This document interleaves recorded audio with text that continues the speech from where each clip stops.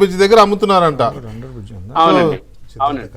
అది సిద్ధార్థ కాలేజ్ అనమాట, విఆర్ సిద్ధార్థ. ఇది ఇప్పుడు క్లారిటీ వచ్చింది, VR Siddhartha college under bridge Kanuru.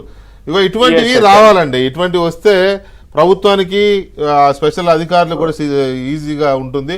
దయచేసి నేను అంటే మా ఈ ప్యానల్ నుంచి కానీ మా ఏబిఎన్ ఆంధ్రజ్యోతి సంస్థల నుంచి కానీ విజ్ఞప్తి ఏంటంటే, ప్రభుత్వం ఎంత ట్రై చేసినా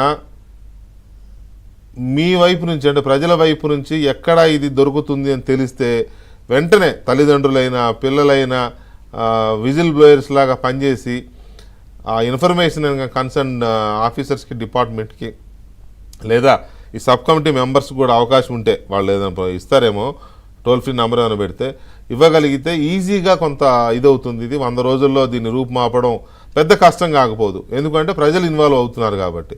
సో ఆ రకమైన ఇది ఉండాలి. ప్రభుత్వం కూడా ప్రజల్లో అవేర్నెస్ తీసుకొచ్చి ప్రజల్ని ఇందులో భాగస్వాములు చేస్తే బాగుంటుంది అనేది అనిపిస్తోంది. ఎనీవే ప్రభుత్వం దీన్ని పరిశీలించాల్సిన అవసరం ఉందని చెప్తూ విక్రమ్ గారు అండ్ శ్రీనివాసరావు గారు ఒక పాయింట్ అంటే, లోకేష్ గారు ఈ సబ్జెక్ట్ని తీసుకోవడం ద్వారా ఫలితాలు కనుక సాధించగలిగితే ఆయన యూత్ ఐకాన్గా ఉండిపోతాడు. యూత్కి గొప్ప మేలు చేసిన వాడిగా అవసరం కూడా ఆయన యూత్ ఐకాన్ గా ఒకటి. తర్వాత ప్రభుత్వం కూడా ఒక ఐడియల్ గవర్నమెంట్ లాగా ఉంటుంది. Right, anyway thank you very much Babuji గారు. ఇది వాళ్ళ డిబేట్ మళ్ళీ